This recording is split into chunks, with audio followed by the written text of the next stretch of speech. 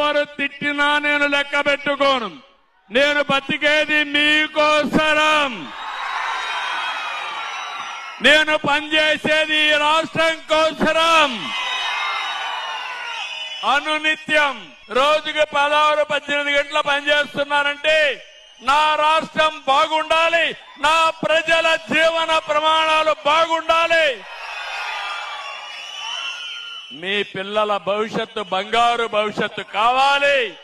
ఆ పిల్లల్ని బాగా చదివిస్తే చరిత్ర తిరగా రాసే శక్తి ఈ పిల్లలకు ఉంది. నేను పనిచేసేది ఆ పిల్లల కోసం పనిచేస్తున్నా. నాలెడ్జ్ ఎకానమీలో ఈ పిల్లలు శక్తివంతమైన యువతగా తయారు చేయడం నా పట్టుదల. దీనికి కులం లేదు, మతం లేదు, ప్రాంతం లేదు. నా తెలుగు జాతే నాకు ప్రాణం. ఈ తెలుగు జాతి కోసమే నా జీవితం.